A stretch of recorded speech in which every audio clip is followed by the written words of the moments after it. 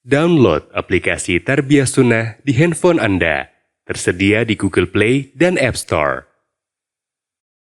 Assalamualaikum warahmatullahi wabarakatuh. Innal hamdalillah nahmaduhu wa nasta'inuhu wa nastaghfiruh wa na'udzu billahi min shururi anfusina wa sayyiati a'malina. Man yahdihillah fala mudilla lahu wa man yudlil fala hadiya lahu. Wa ashhadu an la ilaha illallah wahdahu la syarika lahu wa ashhadu anna Muhammadan abduhu wa rasuluh. Ya ayyuhalladzina amanu taqullaha haqqa tuqatih wa la tamutunna illa wa antum muslimun wa ba'd. Anak-anakku sekalian, para santriwan dan santriwati di Ma'had Al-Islam Cileunyi, Bandung yang Allah muliakan, para satidah al-kiram, ikhwan, akhwat, para jamaah sekalian, para pendengar radio Tarbiyah Sunnah, kita kembali berjumpa. Salah satu di antara akhlak, karakter, adab yang harus dimiliki oleh seorang talibul ilm adalah al-muthabarah wal-ijtihad wal-hirs fi talabil ilm. Ulat, bersungguh-sungguh, all out, semangat di dalam mencari ilmu. Karena seperti kata Yahya bin Abi Katsir rahimahullah, la yustata'ul ilmu birahatil jasad. Ilmu itu tidak akan bisa diraih dengan tubuh yang rileks santai, yang malas-malasan. Para rebahaners tidak akan bisa sukses. Rebahaners itu tukang rebahan gitu. Gogoleran, nangkep harigu, nanggei gado, ucang angge, santai. Yang seperti ini nggak akan sukses dalam hal apapun. Apalagi dalam mencari ilmu. Berkata Al-Imam Syafi'i rahimahullahu ta'ala, la yatlubu hadzal ilma man yatlubuhu bitamallul wa ghinan nafsi fayuflihu, walakin man talabahu bidaiqil aish wa khidmatil ilm aflah. Tidak akan belajar ilmu ini orang yang menuntutnya dengan cara tamallul. Tamallul itu gampang bosan, gampang jemu atau jenuh gitu, gampang lelah. Ini disebabkan karena kurangnya minat ketika mencari ilmu itu. Jadi tidak akan belajar ilmu, maksudnya tidak akan langgeng, tidak akan istiqamah. Orang yang bosanan. Belajar ini bosan, pindah ilmu lain. Belajar ilmu lain, bosan lagi. Begitu. Wa ghinan nafs. Juga dengan jiwa yang keinginannya itu santai, rileks. Lalu dia sukses, nggak akan berhasil yang seperti itu. Akan tetapi orang yang menuntut ilmu dengan kesungguh-sungguhan, serius, dengan semangat yang tinggi, dengan ulet, dengan sabar, wa khidmatil ilm, aflaha. Maka dia akan sukses, dia akan berhasil. Imam An-Nawawi rahimahullahu ta'ala, pengarang kitab Riyadhus Shalihin, pengarang kitab Arba'in An-Nawawiyah, pengarang kitab Syarah Sahih Muslim, pengarang kitab Al-Majmu' Syarah Al-Muhadzab, dan banyak lagi yang lain. Dikenal sebagai ulama Syafi'iyah. Beliau dalam sehari semalam itu belajar 6 fan ilmu, cabang ilmu. Nahwu dan sharaf, hadis, tafsir, fiqih, usul fiqih, dan yang lainnya. Satu fan ilmu beliau selalu mempelajari 2 jam. Jadi kalau sehari 6 fan ilmu berarti sehari berapa jam belajar? 12 jam. Sedangkan sehari semalam waktu berapa? 24 jam kan. Setengahnya dipakai belajar. Setengahnya lagi dipakai apa? Ibadah sebagian besarnya. Tidur ada? Ya adalah tidur, kegiatan harian. Tapi lebih banyak waktunya habis oleh 2 hal. Belajar, ibadah. Sisanya untuk rutinitas kebutuhan duniawi yang mau tidak mau harus dialami. Ke WC, tidur, makan, minum, dan seterusnya. Ya. Karena itulah maka tak heran apabila beliau menjadi seorang ulama besar. Imam Muslim, kata Abu Amr bin As-Salah, ketika menceritakan tentang manaqib Imam Muslim, tentang tarjamah dari Imam Muslim atau biografi Imam Muslim, disebutkan wa kana li mautihi sababun gharibun nasha'a an amratihi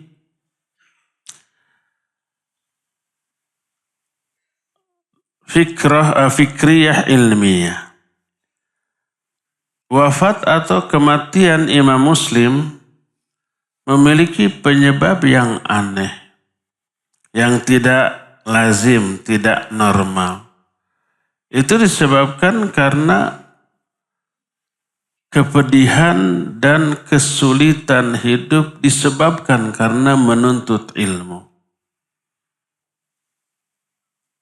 Menuntut ilmu itu lelah, ya lelah, capek. Apalagi zaman baheula. Kalau zaman sekarang masih agak mending.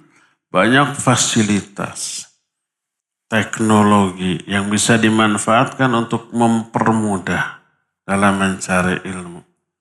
Sekarang mah dari sini ke Mekah 10 jam sampai. Dulu mah berbulan-bulan. Dulu mah mencari satu hadis saja harus berjalan berbulan-bulan, menempuh perjalanan ribuan kilo dalam mengarungi medan yang sangat berat, padang pasir kayak gitu. Kadang-kadang begitu sampai ke tempat yang dituju, orang yang akan ditemuinya, dimintai ilmunya sudah wafat. Padahal perjalanannya sangat jauh, melelahkan, dan seterusnya. Jadi, pikiran letih, badan juga lelah. Tapi berkata Yahya Abu Zakaria rahimahullah, wa dzakara li ammi Ubaidillah. Pamanku namanya Ubaidillah telah menceritakan kepadaku. Dia berkata, qafaltu min Khurasan wa ma'i ishruna wa qara minal kutub. fanazaltu inda hadzal bi'r, yakni bi'ru majannah, fanazaltu indahu iqtidaan bil walid. Kata Ubaidillah, aku datang dari Khurasan dengan membawa 20 beban yang berisi kitab-kitab. Kalau sekarang membawa kitab 1000 saja di sakuan sekarang, 1000 kitab. Hanya dalam bentuk flash disk gitu, USB masuk. Isinya bisa 1000 kitab, bisa lebih. Enteng sekarang. Kalau zaman dahulu tidak. Sekarang mah dicetak, yang tebal bisa jadi tipis. Kalau bahula maka tidak dicetak, tapi ditulis tangan di atas kulit binatang, di atas daun-daun lontar, di atas papan. Jadi berat. Isinya tidak sebanyak sekarang. Aku pulang dari Khurasan membawa 20 beban kantong yang berisi kitab-kitab. Lalu aku turun atau singgah di pinggir sumur ini, namanya sumur Majannah. Fanazaltu indahu iqtidaan bil walid. Aku singgah di sana bukan karena apa-apa, tapi karena mengikuti kebiasaan ayahku. Zaman bahula mah kemana-mana membawa kitab itu berat. Kalau sekarang kan nggak begitu berat. Apalagi sekarang ada alat transportasi yang jauh lebih canggih. Imam Syafi'i rahimahullahu ta'ala ketika menerangkan orang yang menanggung letihnya, capeknya menuntut ilmu adalah orang yang akan beruntung dengan ilmunya nanti pada hari kiamat. Atau sebelum kiamat, ketika masa tuanya. Dia sudah banyak memperoleh ilmu dan ilmu itu akan membahagiakan dia. Bahagia apanya? Bahagia jiwanya di akhir hayat di dunia, apalagi di akhirat. Ketika mudanya berlelah-lelah, bercapek-capek. Setelah ilmu didapat dengan jumlah yang tak terkira, diaplikasikan, diamalkan, diajarkan. Itu melahirkan kebahagiaan yang tak terkira. Kata Imam Syafi'i rahimahullah, ma'aflaha fil ilmi illa man talabahu fil qillah. Walaqad kuntu atlubu al-qirtas fayashuru alayya.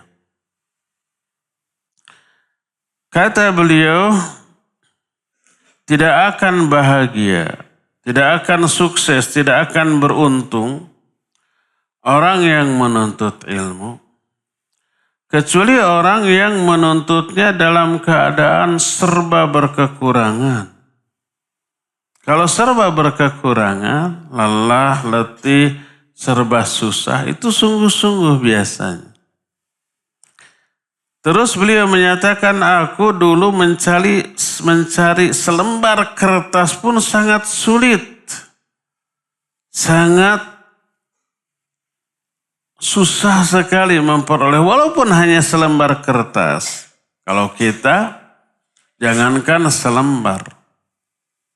Bertumpuk-tumpuk lembar-lembar dari buku catatan, itu gampang sekarang. Dijual murah. Kalau zaman dahulu selembar kertas aja sulit.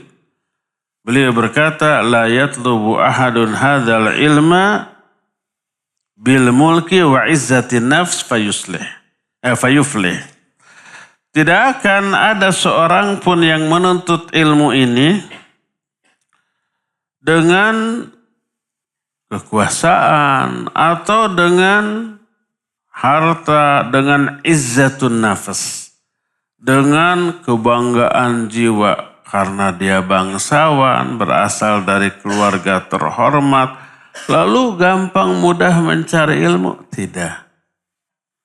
Yang seperti itu malah kurang pengorbanan, sehingga apa yang terjadi?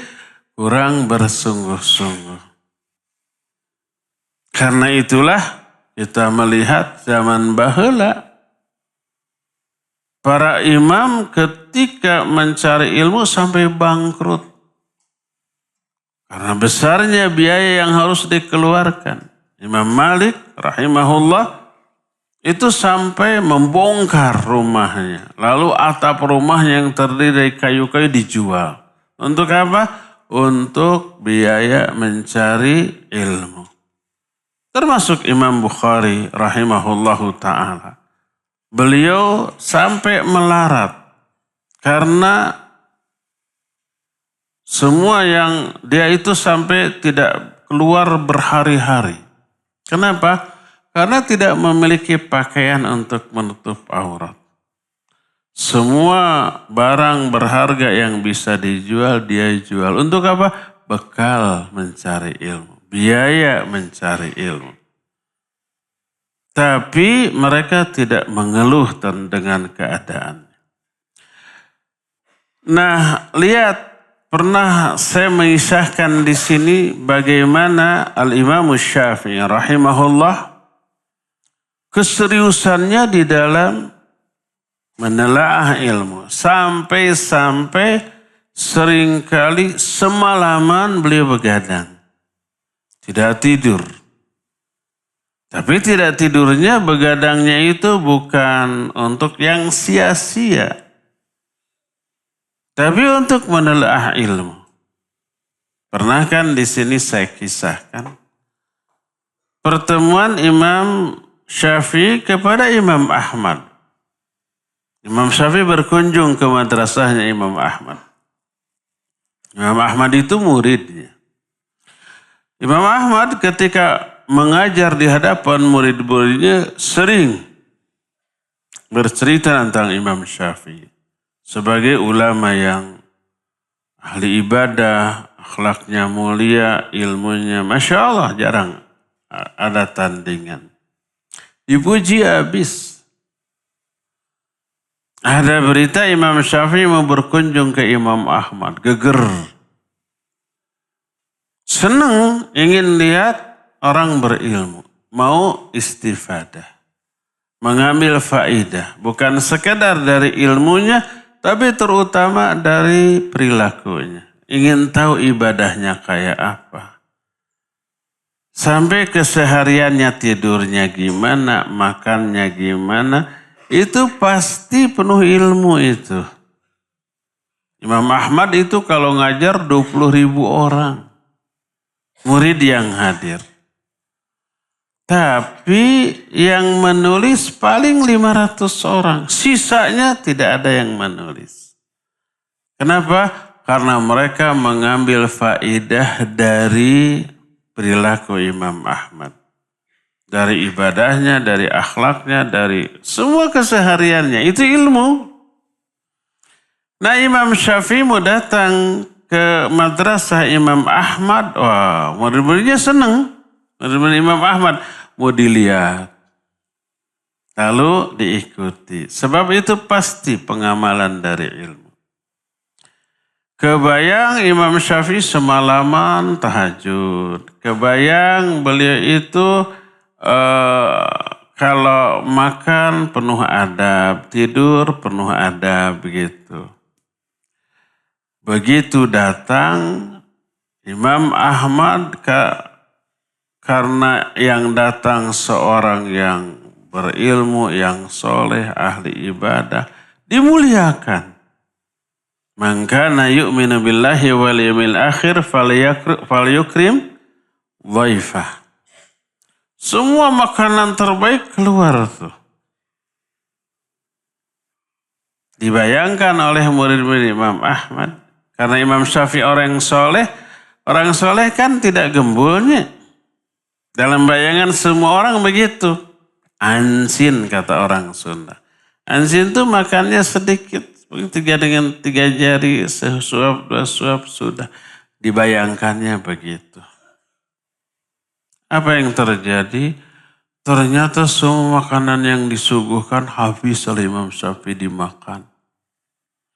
Murid Imam Ahmad kaget. Imam Syafi'i itu gembul gening. Malamnya dilihat, kebayang sholat semalaman. Karena dikenal ahli ibadah. Tapi ditoong, diintip, gak sholat, gak baca satu ayat pun Al-Quran. Tapi juga gak tidur, kerjanya melamun. Seperti memikirkan sesuatu. Katanya ahli ibadah, tapi gak sholat sampai subuh. Begitu subuh lebih tercengang lagi orang-orang. Beliau salat subuh ke masjid tanpa wudhu. Jadi ada 3 catatan tuh. Catatan pertama apa? Gembul. RW 06. Apa RW 06? Rewog. Rewog itu gembul tadi. Kedua, tidak tahajud. 2 ini bagi kita biasa ya. Di sini ada yang RW 06? Semua. Di sini ada yang tidak tahajud? Banyak. Tapi yang ketiga, sejelek-jelek kita nggak gini-gini amat ya. Kalau sholat pasti wudhu. Ini Imam Syafi'i nggak wudhu. Ada kekecewaan dalam hati. Murid-murid Imam Ahmad lalu komplain. Ya Aba Abdillah. Aba Abdillah itu kunyah untuk Imam Ahmad. Imam Ahmad punya anak namanya Abdullah. Beliau dikenal Abu Abdillah. Ya Aba Abdillah kaifa tuthni ala hadzal rajul. Alladhi akala wa syariba wa afraga kulla ma fil ina. Wa yusallil fajr bidunil wudu. Wahai Imam Ahmad, hai Abu Abdullah, gimana engkau akan memuji orang seperti ini? Kerjanya makan, minum, menghabiskan semua makanan yang disuguhkan. Lam yaqumil lail, tidak sholat malam dan sholat subuh tanpa wudu. Kata Imam Ahmad, tanya. Akhirnya penasaran ditanya. Lihat jawaban Imam Syafi'i. Apa kata beliau? Pertama, amma ana akaltu wa syaribtu wa afragtu kulla ma fil ina li'annani ma wajadtu ta'aman ahalla wa atyaba min ta'amil Imam Ahmad. Wa uridu an amla'a batni bihadza ta'am. Adapun saya makan, minum, menghabiskan semua yang disuguhkan karena saya tidak pernah menemukan makanan yang lebih halal, lebih baik, lebih barokah daripada makanan Imam Ahmad. Imam Ahmad terkenal wara'. Semua makanan yang dimiliki apalagi disuguhkan dipastikan halal penuh barokah tuh. Bukan karena rasa, bukan karena harganya, bukan karena enaknya, tapi lihat pemiliknya, orang saleh. Aku ingin memenuhi perutku dengan jenis makanan seperti ini. Pantas itu dihabiskan karena makanan yang penuh barokah masuk ke dalam tubuh membawa barokah. Membawa kebaikan, semangat kepada ibadah, semangat kepada ketaatan. Sebaliknya kalau makanan yang masuk makanan yang haram, bahaya. Sebaliknya tuh. Nanti malas ibadah, kecenderungannya kepada maksiat dan seterusnya. Jadi beliau gembul RW 06 karena makanannya istimewa. Bukan karena harga, rasa, bukan karena gizinya, tapi karena lihat pemiliknya. Orang soleh pasti penuh barokah. Kalau kita, haji mumpung itu kalau ke kondangannya. Perbaikan gizi, biasanya makannya sama gepuk. Gep kerupuk. Nah, ini ada banyak daging, ikan-ikan yang bergizi dan enak. Piringnya metung, penuh gitu ya.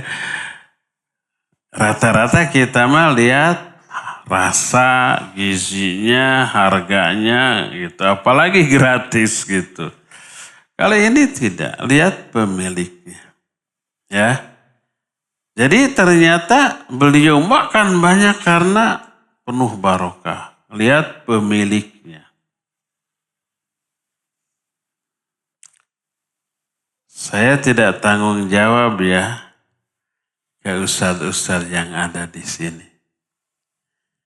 Besok lusa para santri datang ke rumah ustadz. Ustadz, makanan ustadz itu penuh barokah. Saya ingin mengikuti seperti Imam Syafi'i kepada Imam Ahmad. Saya ingin memenuhi perut saya dengan makanan ustadz. Tiap hari minta makan. Terserah mau diamalkan mau tidak. Paling setelah ini ustadz-ustadznya marah kesan nuki itu diterangkan. Jadi saya kata melehan. Baik.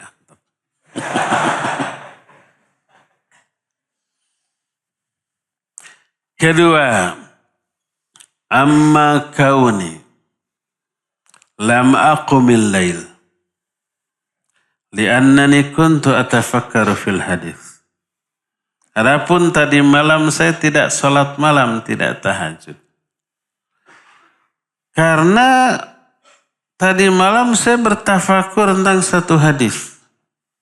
Kalau kata Syekh Al-Utsaimin rahimahullah, mungkin hadis ini menjadi bahan diskusi tadi siang dengan Imam Ahmad. Ada satu hadis pendek. Seorang anak namanya Abu Umair. Punya peliharaan burung. Burungnya dikasih nama. Namanya Nughair. Nabi SAW berjumpa dengan anak ini, karena di mana-mana, kemanapun pergi, burungnya selalu ada di bawah. Tapi saat itu tidak ada. Lalu Nabi bertanya, Ya Aba Umair, ma fa'alan Nughair? Wahai Abu Umair, sedang apa sih Nughair? Mana burungmu? Nggak ada. Gitu. Disebut mati. Sudah. Pendek. Apa faedah yang bisa diambil dari hadis ini? Pasti banyak pelajaran. Tidak mungkin sahabat meriwayatkan sesuatu tanpa faedah. Salah satu syarat sesuatu riwayat atau hadis itu yufidul ilm, harus memberi faedah ilmu. Tafakartu fi hadzal hadis. Semalaman saya berpikir tentang hadis ini. Lalu apa kata beliau? Ba'da an tafakkartu fi hadzal hadis fastanbattu wa akhadtu minhu aktsar min alfi faidah. Setelah saya berpikir tentang hadis ini semalaman, saya bisa beristimbat dan bisa mengambil lebih dari 1000 faidah. Hadis pendek. Lalu beliau menyatakan, وَالتَّفَكُّرُ فِي الْحَدِيثِ خَيْرٌ وَأَحَبُّ إِلَيَّ مِنْ صَلَاةِ أَلْفِ رَكَعَةٍ. Bertafakur, berfikir tentang satu hadis lebih baik dan lebih saya sukai daripada sholat 1000 rakaat. Sholat sunat maksudnya. Kalau ada, kan nggak ada sholat 1000 rakaat, sholat apa? Tapi andai ada, ya ikhlas, ya khusyuk, ya mutaba'ah, kebayang pahalanya besar. Salat malam 1000 rakaat. Tapi aku lebih suka bertafakur hadis sesaat saja. Khairun itu aktsaruha ajra. Lebih baik maknanya lebih gede pahalanya. Belajar sesaat tentang hadis lebih utama. Lebih besar pahalanya daripada sholat tahajud sekalipun 1000 rakaat. Kan kenyataannya nggak mungkin 1000 rakaat tahajud. Nggak cukup waktunya ya, keburu subuh itu. Andai ada, maka lebih gede pahalanya berpikir belajar tentang ilmu walaupun sesaat. Ada 2 alasan setidak-tidaknya. Pertama, sholat walaupun 1000 rakaat, ikhlas, khusyuk, mutaba'ah gitu, itu pahalanya hanya didapat selama sholat. Beres sholat, assalamualaikum kanan, assalamualaikum kiri, putus sholat, putus pahala. Pahalanya tidak ngalir terus, tidak. Tapi ilmu mah tuh, ketika belajar dapat pahala. Ketika mengamalkannya dapat pahala. Ketika mengajarkan, mendakwahkannya dapat pahala. Setelah itu diem, tidur, bahkan mati, pahala ngalir terus dari ilmu. Ilmu yang diajarkan, diamalkan oleh orang yang masih hidup, terus melahirkan pahala jariyah. Idza mata ibnu Adama inqata'a amaluhu illa min 3. Kalau anak Adam mati, putus semua pahala dari amal-amal. Pahala sholat putus, nggak bisa lagi sholat. Pahala saum putus, nggak bisa lagi saum. Semuanya kecuali 3. Salah satu di antara yang 3, ilmin yuntafa'u. Ilmu yang bermanfaat. Itu terus mengalir. Jadi kalau pahala sholat mah, salam udah selesai. Gak ngalir lagi pahala. Ilmu mau terus mengalir sampai kiamat. Ini alasan pertama. Alasan kedua, sholat itu disebut amal qasir. Kalau mencari ilmu, amal muta'addi. Amal qasir itu amalan yang hanya bermanfaat untuk diri sendiri. Sholat, saum, amal qasir. Orang lain gak dapat pahala dari sholatnya, dari saumnya, gak ada. Kita nonton tahajud yuk, gak ada pahalanya nonton tahajud. Kita nonton nobar sholat berjamaah, gak ada pahalanya. Yang berpahala hanya orang yang sholat, hanya orang yang beramal. Jadi sholat itu amal qasir. Adapun mencari ilmu amal muta'addi. Muta'addi itu artinya manfaatnya itu tidak hanya ke diri sendiri, tapi juga ke banyak orang. Ini yang menjadikan seseorang lebih dicintai oleh Allah. Ahabbu ibadillahi ilallahi anfa'uhum. Di situ saya riwayat Imam At-Tabrani. Hamba Allah yang paling dicintai oleh Allah, yang paling bermanfaat. Artinya paling banyak memberi manfaat. Salah satunya dengan ilmunya. Khairun nas anfa'uhum linnas. Sebaik-baik manusia yang paling banyak manfaatnya bagi manusia lain. Nah, ilmu ini termasuk amal muta'addi. Belajar, mengajar ilmu itu amal muta'addi. Pantas kalau orang itu manusia terbaik. Khairukum man ta'allamal Qur'an wa 'allamahu. Sebaik-baik kalian orang yang belajar Quran dan mengajarkan. Ini ilmu, sebaik-baik ilmu. Jadi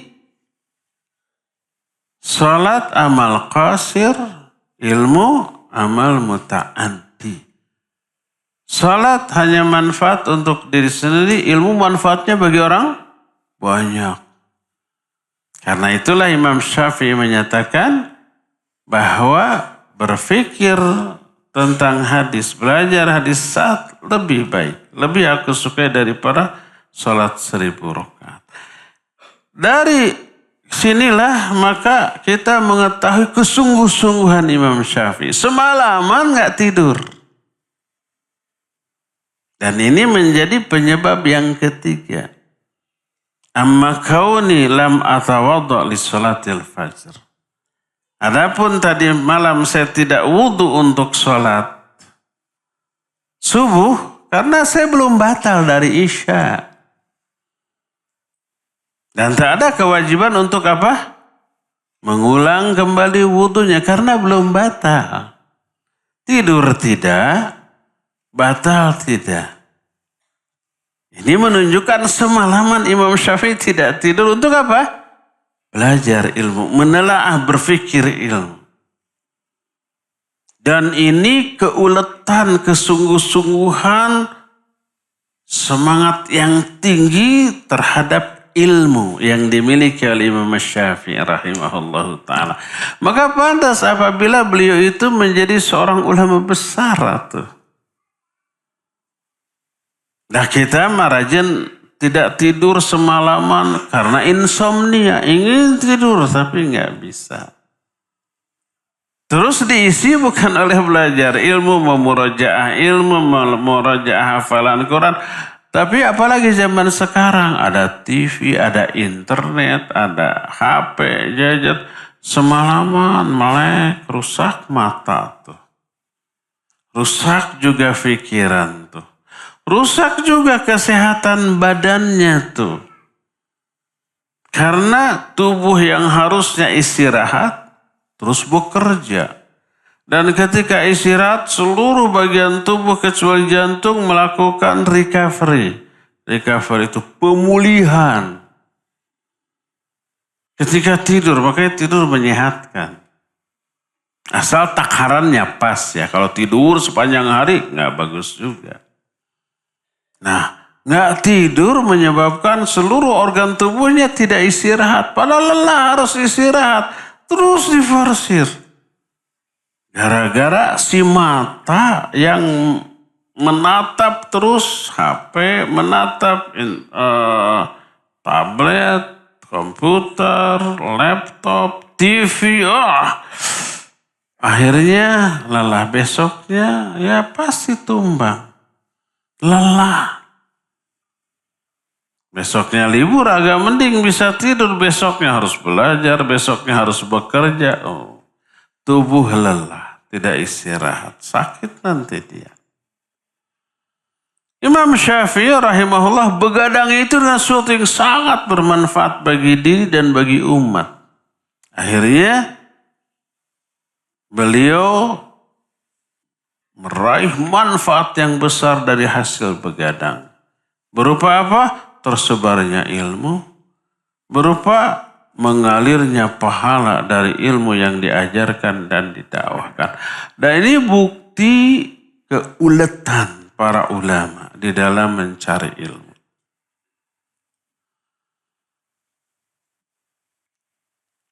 Seorang ulama ahli nahu. Namanya Imam Al-Kisai. Tadinya beliau itu gak cerdas-cerdas amat. Beliau itu susah paham ilmu. Walaupun orang Arab, tidak semua orang Arab itu bisa bahasa Arab loh. Tapi pinternya ngomong, iya. Tapi seseorang disebut menguasai bahasa Arab kalau menguasai 4 hal disebut maharatul lughah, kemahiran berbahasa. 4, kalau bahasa Arab ada qiraah, kitabah, muhaddatsah, dan ada fahmul masmu', fahmul maqru', fahmul masmu', ada muhaddatsah, ada juga qiraah. Qiraah fahmul maqru'. Ada kitabah. Kitabah itu menulis, mengarang dengan bahasa Arab. Bukan menulis tulisan Arab, bukan. Tapi mengarang dengan bahasa Arab. Kalau hanya menulis gampang, kalian juga pasti bisanya. Menyalin Al-Fatihah, menyalin tulisan, itu nulis dengan bahasa Arab. Ini maksud kitabah itu ngarang pakai bahasa Arab. Terus qiraah membaca. Membaca kitab gundul tentu saja. Dan ini dibutuhkan kemampuan nahwu sharaf. Terus istima', fahmul masmu'. Orang lain ngomong bahasa Arab, ketangkap enggak? Itu istima', perlu latihan khusus. Terus yang keempatnya muhaddatsah, berbicara. Ada orang dengar orang ngomong faham, tapi ngomong enggak bisa. Ada yang begitu? Mungkin di sini banyak dari luar Bandung, dari Jawa, dari Sumatera. Bisa ngomong bahasa Sunda? Enggak bisa. Tapi kalau orang ngomong, paham. Pasti dia harus ngomong, nggak bisa. Ada yang begitu? Nah, karena dia lebih terlatih istima'. Lebih terlatih mendengar. Paham? Ngomongnya kurang terlatih. Jadi nggak bisa ngomong. Ada lagi yang ngomong pintar. Karena dia sering latihan. Nyusun kalimat sendiri. Diucapkan sering ngomong di depan cermin gitu ya. Dulu saya waktu masih belajar begitu tuh. Menguasai dulu nahwu sharaf. Bikin kalimat sendiri, ucapkan sendiri. Terus latihan pidato bahasa Arab. Ngarang aja dulu, tulis kan bisa nyusun kalimat. Terus diomongkan di depan cermin. Pura-pura ngehayal aja di depan kita tuh ribuan orang. Kita pidato dengan bahasa Arab. Ngarang sendiri. Gak malu kan, gak ada orang. Tapi itu perlu dilatih ngomong sendiri tuh. Pakai bahasa asing, bahasa Arab, bahasa Inggris gitu. Nanti pada waktu ketika kita harus ngomong di hadapan orang, bahan sudah ada, sudah sering. Cuma mental beda, benar-benar banyak orang ngeleper awalnya gitu. Jadi bisa ngomong bahasa Arab karena terlatih, tapi pas ketemu orang ngomong bahasa Arab, wah gak bisa sekali dua kali ketangkap tuh. Harus berkali-kali. Itu pertama. Kedua, tergantung ngomong kalau sesama orang Sunda, orang Indonesia ngomong bahasa Arab, ketangkap. Pas asli dengan orang Arab beda lagi tuh. Padahal kalimat yang diucapkannya sama, tapi lahja, aksen apa aksen? Ini aksen berbeda gitu ya. Jadi nggak ketangkap lagi, perlu dilatih. Jadi semua perlu latihan. Mendengar perlu latihan. Mengucapkan perlu latihan. Menulis perlu latihan. Membaca juga perlu latihan. Ada orang yang ngomong pinter, ngarang pinter. Istimanya bagus. Fahmul masmunya, memahami apa yang dia dengar, dia paham. Tapi pas harus membaca, kelihatan tuh kurang lancar. Kadang salah aspek nahunya. A dibaca U, dibaca I, macam-macam. Ada, karena kurang terlatih membaca. Nahwu sharaf dia jago. Ngomong dia jago. Menterjemahkan dia jago. Pas harus baca banyak salahnya. Ada yang begitu tuh. Jadi 4 aspek. Ya, istima', fahmul masmu'. Mendengar itu memahami apa yang dengar. Qiraah, fahmul makru'. Membaca. Memahami apa yang dibaca. Itu dua-duanya perlu latihan. Terus muhaddatsah. Berbicara. Perlu latihan. Terus kitabah. Ngarang. Ini 4 disebut maharatul lughah. Kemahiran berbahasa. Kalau sudah begini baru disebut bisa berbahasa Arab. Itu berlaku bagi semua bahasa. Bahasa Inggris, bahasa Indonesia, bahasa Sunda gitu ya. Kembali ke kisah Imam Kisai. Beliau belajar nahu tapi kok susah ya. Susah paham. Orang Arab belajar nahu sorof. Belajarlah. Syekh Al-Utsaimin rahimahullah. Beliau belajar kitab Alfiyah dari Syekh bin Baz.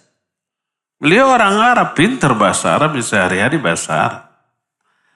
Tapi belajar nahu, sorof, itu belajar lagi. Sama dengan kita pintar ngomong bahasa Indonesia. Apakah semua kita menguasai tata bahasa Indonesia? Belum tentunya. Apakah ada pelajaran tata bahasa Indonesia di sekolah? Ada. Apakah kita karena sehari bahasa Indonesia, pelajaran bahasa Indonesia nilainya 10? Jarangnya. Ada yang 4? Ada. Pintar ngomong tapi tata bahasa Indonesia nggak paham. Akhirnya salah. Bahasa Sunda apalagi, lebih parah. Ngomong sehari-hari bahasa Sunda, tapi pelajaran bahasa Sunda nilainya 3, 4. Dikte terutama, saya masih ingat waktu SMP. SMP tahun 70-an ada pelajaran bahasa Sunda. Rata-rata orang ranking 1 pun salah ketika dikte. Coba tulis legegan.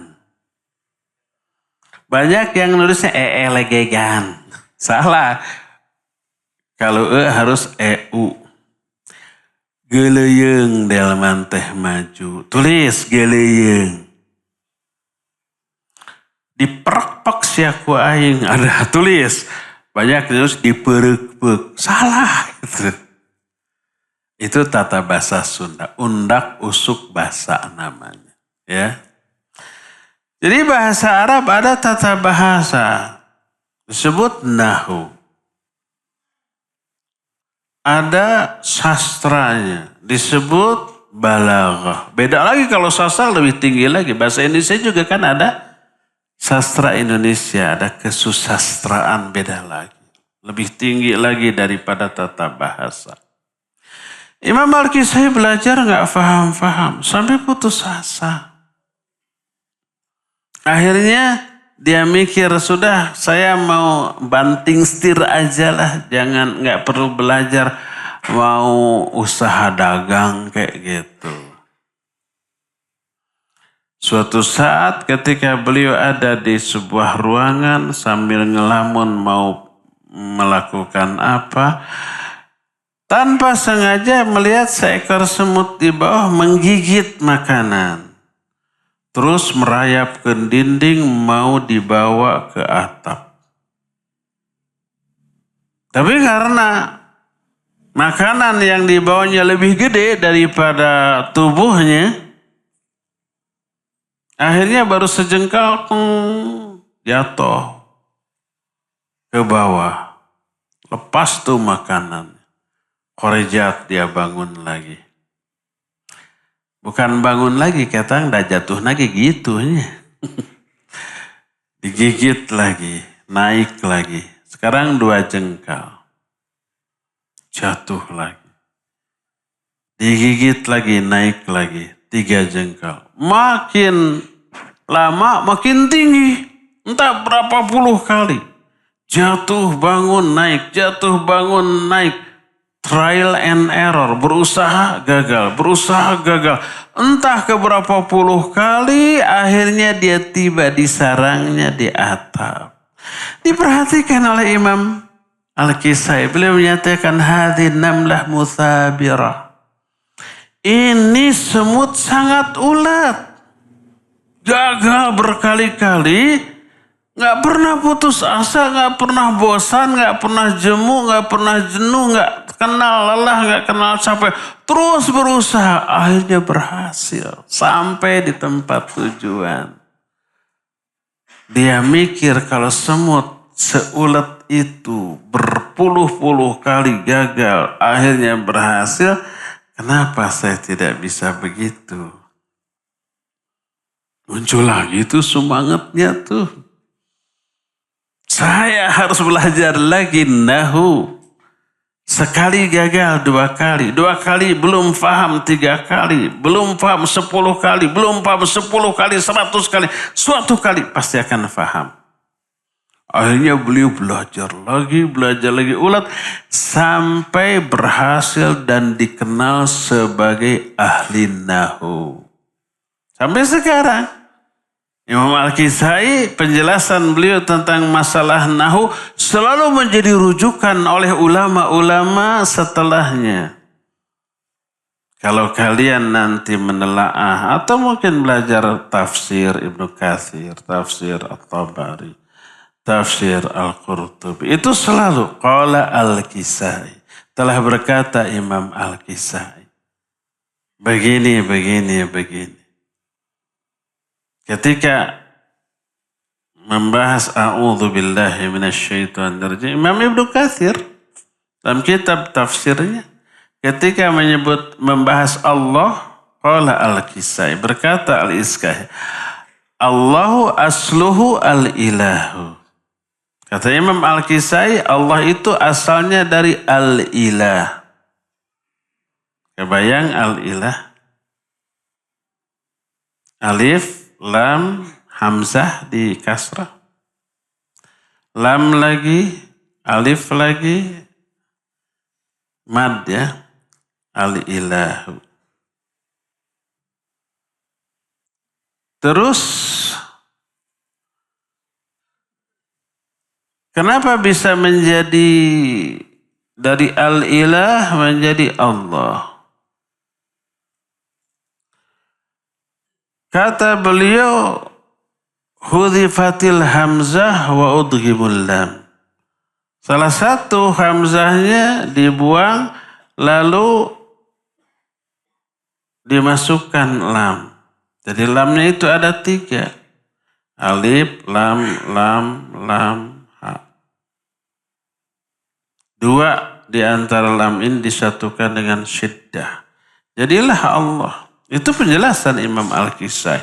Itu dikutip oleh para ulama ahli tafsir ketika membahas masalah lafaz Allah. Tadinya beliau sudah putus asa. Tapi melihat pengalaman semut yang ulet, akhirnya terinspirasi, lalu beliau pun semangat di dalam hal itu dan berhasil. Karena itu, kalau kalian merasakan hal itu, belajar nahu kok nggak paham-paham. Ya. Ada yang begitu? Ada. Saya ngajar nahu itu sejak tahun 80-an, tahun 86 gitulah. Waktu masih jadi mahasiswa. Banyak ikhwan-ikhwan tuh yang belajar. Sekali, 2 kali, 5 kali, liur, berhenti. Bulan depan dibuka lagi pendaftaran kursus bahasa Arab Nahu. Pola 20 jam. 20 jam selesai langsung praktek baca kitab. Banyak yang daftar. Sekali, 2 kali. Ngorotan tak asalnya 20 orang, 15 orang, 10 orang. Akhirnya habis. Karena bosan, karena apa? Susah paham. Mungkin ada di antara kalian yang susah paham nahu atau sharaf. Iya, saya mengalami lah. Tapi teruslah, sekarang nggak paham besok. Besok nggak paham lusa. Lusa nggak paham minggu depan. Minggu paham nggak paham bulan depan. Bulan depan belum paham, belat berarti itu. Tapi teruslah berusaha, insya Allah man jadda wajada. Siapa man jadda wajada, bahasa Sundanya asal kayang tang tupareng. Nikreh turngereye. Man jadda wajada, itu sama maknanya. Cuma dalam bahasa Sunda banyak tadi. nikreh tur ngeureuy. Asal kayang tang tupar Allah bisa. Terus kan ini peribahasa dalam bahasa Indonesia, Allah bisa karena biasa. Gitu ya. Cikaracak ninggang batu, laun-laun jadi legok. Cikaracak itu air yang menetes setetes demi setetes. Itu namanya cikaracak dalam bahasa Sunda. Ninggang batu menimpa batu. Batu keras. Air lembek, ya enggak? Tidak ada yang lebih lembek daripada air. Tahu lembek tidak? Lembek mana dengan air? Lembek tahu, lembek air? Ya air lah. Tapi air yang super lembek, netes terus menimpa batu yang keras, lama-lama si batu berlubang, legok. Itu peribahasa. Cikaracak ninggang batu, laun-laun jadi legok. Artinya air yang netes terus menerus menimpa sebuah batu yang keras, lama-lama batu itu berlubang kalah. Maknanya apa? Maknanya usaha yang dilakukan terus menerus bisa meraih hasil yang tadinya dianggap mustahil. Batu keras mustahil kalah sama air yang super lembek. Tapi kalau terus menerus batu itu berlubang. Batu itu dekok, batu itu kalah gitu. Nah, otak kita sebebal apa? Walaupun lebih bebal daripada batu atau sebebal sekeras batu, tapi kalau terus dipakai belajar terus lama-lama, maka otak kita akan mampu menangkap pelajaran. Jadi, lihat pengalaman para ulama yang begitu ulet ketika belajar, bukan berarti mereka tidak merasakan kelelahan, tidak merasakan kebosanan, merasa bosan. Tidak merasakan kejenuhan, merasa jenuh. Tapi kenapa mereka berhasil? Mereka begitu lelah, begitu jenuh, begitu bosan, terus berusaha meminta pertolongan kepada Allah Azza wa Jalla, konsultasi kepada ulama atau gurunya yang lebih dahulu daripada mereka. Akhirnya Allah berikan jalan keluar. Walladzina jahadu fina, terus lanahdiyannahum subulana. Orang-orang yang bersungguh-sungguh di jalan kami. Termasuk bersungguh-sungguh dalam belajar ilmu. Lanahdiyannahum subulana. Pasti kami akan tunjukkan jalan-jalan kami kepada mereka. Akan kami permudah. Itu kepastian. Allah menekankan 2 kali. Lanahdiyannahum. Asalnya nahdi. Hada, yahdi. Untuk nahnu, nahdi. Masuklah. Lah ini huruf taukid. Dibaca pendek, jangan panjang. Kalau panjang, nafi. Sebaliknya. Ini dibaca pendek. Lanahdi. Huruf taukid. Masuk nun taukid tsaqilah di akhirnya. Lanahdiyanna. 2 huruf taukid. Pasti. Orang yang bersungguh-sungguh di jalan kami, pasti akan kami mudahkan. Jadi Allah ketika melihat seorang hamba berusaha, berjuang, Allah respon 2 kali lipat. 1 kali berjuang, kepastian Allah 2 kali. Kata Rasul sallallahu alaihi wasallam dalam salah satu hadis qudsi, ya, idza taqarraba ilayya abdi shibran taqarrabtu ilaihi dzira'an. Kalau hambaku mendekatkan dirinya kepadaku 1 jengkal, aku akan mendatangi dia 1 hasta. 1 hasta itu 2 jengkal. Kalau hambaku mendekatkan diri kepadaku 1 hasta, aku akan mendatangi dia satu depa. Kalau dia mendatangi aku dengan berjalan kaki, aku mendatangi dia dengan berlari.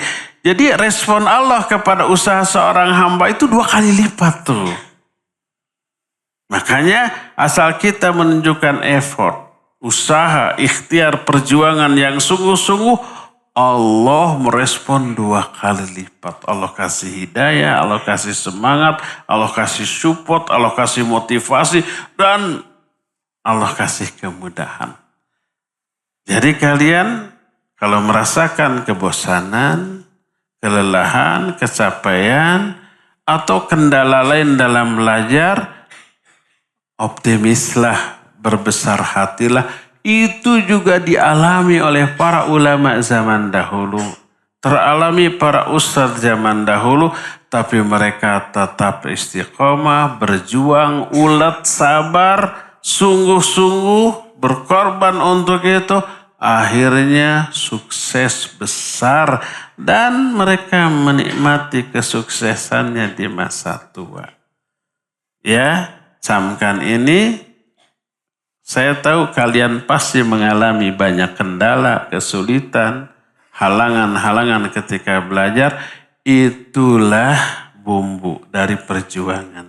Dari sebuah perjuangan, nanti kalau kita istiqomah, sabar, ulet terus menyingkirkan semua penghalang ini, maka kita akan menjadi seorang pemenang, sukses lahir batin dunia dan akhirat. Jadi jangan lemah, jangan malas, jangan putus asa, jangan jemu, jangan bosan, teruslah semangat ya. Masa depan menanti antum, baik masa depan itu di dunia, di masa tuanya, apalagi masa depan itu di akhirat nanti ya.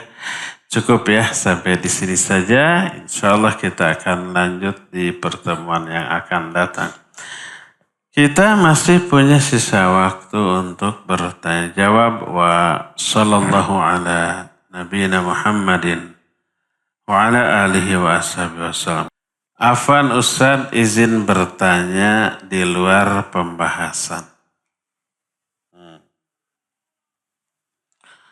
Apa hukum orang yang membuang tulisan atau catatan taklim? Yang di catatan tersebut ada tulisan Bismillahirrahmanirrahim. Dan dibuangnya itu dengan sengaja atau yang sebagiannya. Apakah dosa besar dan bagaimana jika catatan yang dibuang itu banyak? Dan apa yang harus dilakukan? Kalau dibuang untuk apa ditulis? Ditulis itu untuk di apa? Di muroja. Ilmu itu bagaikan binatang buruan. Susah itu berburu. Setelah dapat, jangan sampai lepas, ikat. Kalau nggak diikat pasti lepas. Ilmu setelah dicari didapat, ikat dengan tulisan. Salah satunya nih, bukan satu-satunya, tapi salah satunya ikat dengan tulisan. Karena ilmu akan lebih cepat hilang dibanding kaburnya binatang buruan yang tidak diikat. Kita berburu rusa, kita berburu kijang. Di sini susah ya. Yang agak mudah lah, berburu bajing. Mungkin di sini ada bajing, wallahu a'lam. Bajing itu apanya? Bajing luncat gening. Apa bahasa Indonesia bajing? Tupai. Di tempat saya di Selasau ada tupai. Sering loncat. Itu lingas, apa lingas tehnya? Susah ditangkap. Kayak ilmu begitu. Nah, kalau sudah dapat gitu ya, jangan sampai lepas, ikat atau dikurung. Kalau nggak diikat, dikurung, dapat. Terus lepaskan, kabur lagi. Mudah. Ilmu lebih mudah lagi kabur daripada binatang buruan. Apabila tidak diikat. Apa pengikatnya? Salah satunya catatan, dicatat. Jadi orang setelah taklim dicatat, setelah dicatat buang. Maka ilmunya akan tetap akan lekas hilang. Jangankan kalian gitu ya orang belajar. Guru-guru, para ustadz, itu kan setiap hari belajar. Kalau nggak belajar nggak bisa ngajar. Setiap hari baca kitab. Apa yang akan ajarkan besok, buka dulu. Baca berulang kali. Bayangkan tiap hari baca untuk diajarkan. Ilmu itu banyak numpuk. Tapi kalau materi yang dulu nggak pernah dibuka lagi, setahun yang lalu, 6 bulan yang lalu, atau sebulan yang lalu, dah lupa lagi. Lupa dalilnya, kadang ayatnya, kadang hadisnya, kadang kaidah mungkin fikih, usul fikih, dan seterusnya. Itu lupa. Padahal dulu, ngolotok. Saya dulu tahun 80-an terus sampai 90-an ngajar nahwu shorof. Tiap hari sudah melotok di sini nggak perlu buka lagi. Sekarang udah lama nggak ngajar, pas disuruh ngajar udah lupa lagi tuh dulu teh apa atuh ya. Dulu matan al-ajurumiyah hafal di luar kepala, nggak perlu lihat lagi. Dah sekarang mah apa ya? Ketika saya ingat al-kalamu huwal lafdul murakkabu huwa al-lafdul. Tuh kan lupa. Al-kalamu huwal lafdul murakkabul mufidu bil wad'i wa aksamuhu thalatha. Apa sedikit. Ismun wa fi'lun wa harfun ja'a li ma'nan. Terus apa lagi? Fal ismu yu'rafu bitanwin. Terus fal ismu yu'rafu bil jarri wa tanwili wa dukhulil alifi wal lam. Gitu ya? Agak lupa. Karena sudah puluhan tahun nggak pernah di murojaah, nggak pernah ngajar lagi. Dulu mah titik komanya juga hafal. Apalagi alfiyah. Dulu saya belum hafal alfiyah. Kebanyakan. Hafal sebagian karena dulu dinadhamkan. Qala Muhammadun huwa ibnu Maliki kayak gitu. Ahmadu Rabbiyallahu khaira Maliki dan seterusnya. Hafal. Nah sekarang mana? Sudah lupa. Jadi kalau tidak dimurojaah, tidak diikat ya, maka akan lupa lagi. Jadi setelah taklim dicatat, simpen, jangan dibuang. Nanti suatu saat dibaca ulang, dimurojaah lagi ya.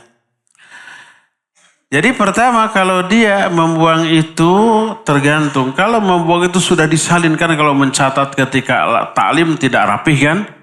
Begitu sampai di rumah dirapikan lagi, nah ini dibuang nggak masalah. Masih ada salinannya yang lebih lengkap. Kedua, kalau ada ayat Quran yang tertulis sana, jangan dibuang nanti keinjak. Nanti terhinakan ya. Lebih baik gimana? Rubah saja, dicoret-coret atau dibakar. Ya, sehingga tidak terinjak-injak, tidak terhinakan. Wallahu a'lam bishawab.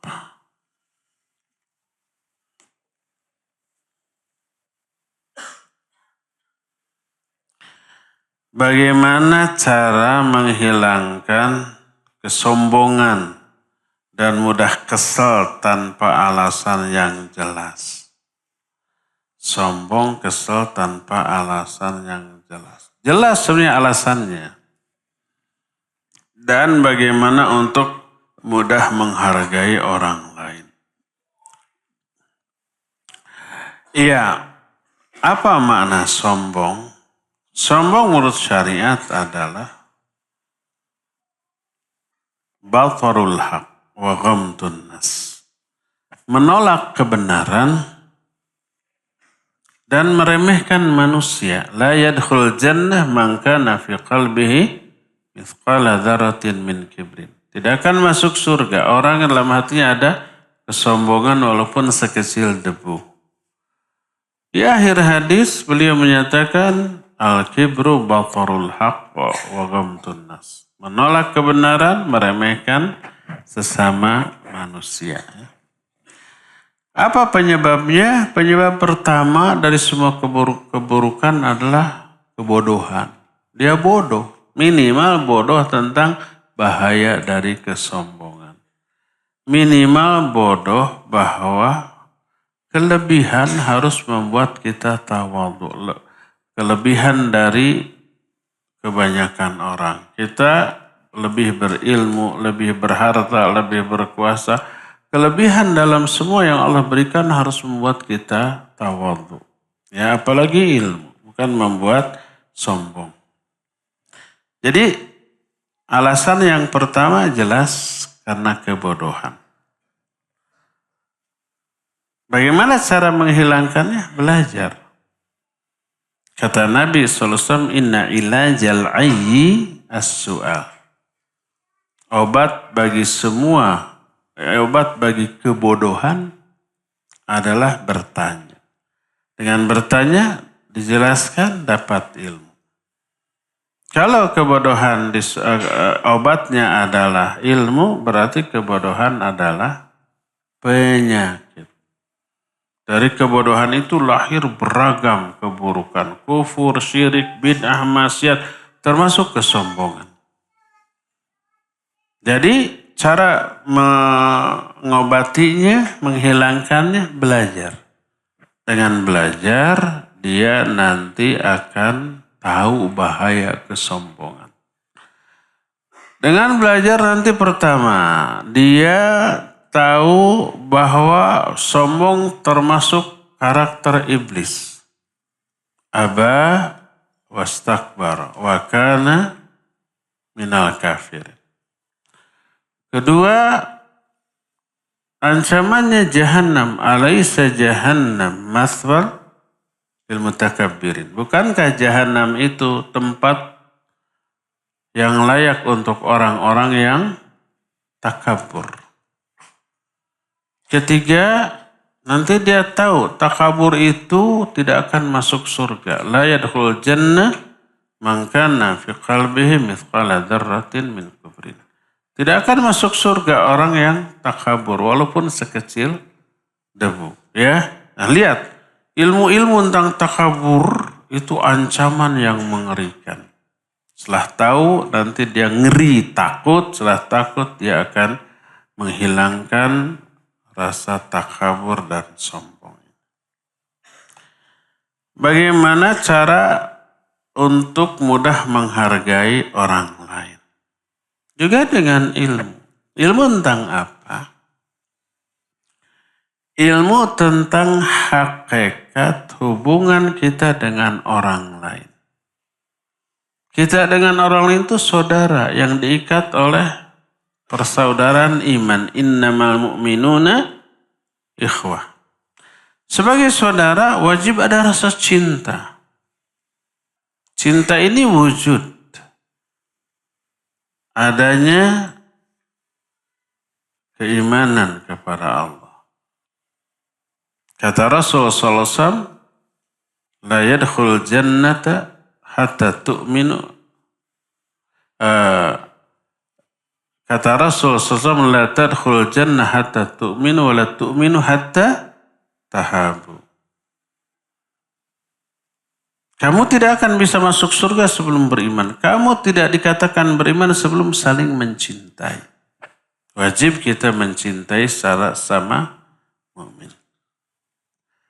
Salah satu bukti atau bentuk mencintai orang mukmin itu adalah menghargainya, menolongnya, peduli, perhatian, membantu, melepaskan kesulitan.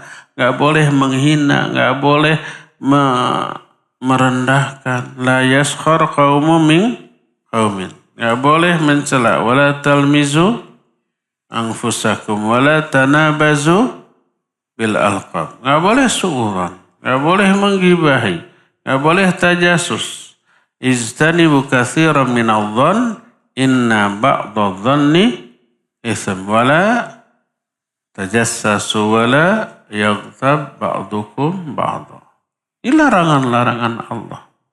Kalau itu dilanggar, kalau kita menghina orang lain, pertama dia durhaka kepada Allah karena larangan Allah dilanggar.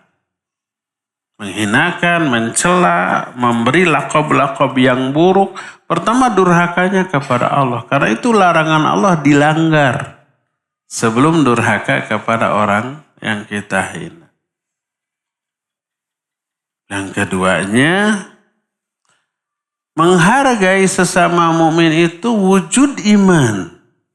Kata Nabi SAW, la yu'minu ahadukum hatta yuhibba li akhihi ma yuhibbuhu li nafsihi minal khair. Tidak beriman salah seorang di antara kamu sebelum dia mencintai kebaikan bagi saudaramu sebagaimana dia mencintai kebaikan itu untuk diri sendiri. Kalau kita ingin orang lain menghargai kita, kita pun harus menghargai orang lain. Menghargai orang lain itu wujud adanya iman. Ketika tidak menghargai, menghinakan, merendahkan, membuli, mencela, itu hilang iman kita. Tergerus, berkurang minimal. Kata Nabi SAW, wallahi la yu'min, wallahi la yu'min, wallahi la yu'min. Demi Allah tidak beriman. 3 kali itu. Sumpah diulang 3 kali. Itu takkid, menguatkan, memastikan orang itu tidak beriman. Ditanya, man ya Rasulullah, siapa yang tidak beriman? Beliau menjawab, la alladzi la ya'manu jaruhu bawa'iqahu. Orang suka ngaganggu orang lain. Suka menyakiti, suka menyinggung, suka menghina. Orang lain tidak merasa aman dari gangguannya. Nggak ada iman. Tuh lihat. Jadi cara untuk bisa menghargai orang lain, yakini. Menghargai orang lain perintah Allah, perintah Rasulnya. Itu ibadah. Menghargai orang lain wujud adanya iman. Tidak menghargai tergerus iman. Durhaka kepada Allah dan Rasulnya yang rugi diri sendiri. Ya. Terakhir.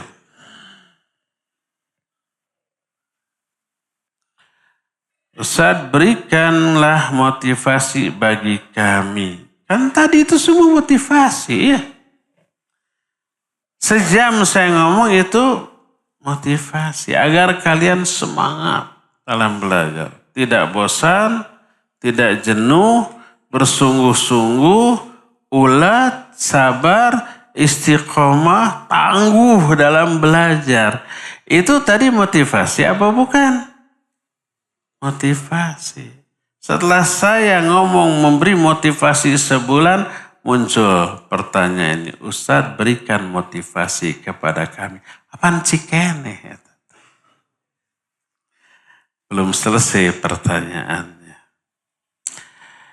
Berikan motivasi bagi kami yang sedang menghafal Al-Quran. Dan doakanlah kami supaya mudah menghafalkan. Kalau tadi umum belajar secara umum, sekarang khusus hafalan Quran. Sebenarnya sama, tapi hafalan Quran lebih spesifik. Pertama, orang yang menghafal Al-Quran, oleh Allah pada hari kiamat akan diberi tajul karamah.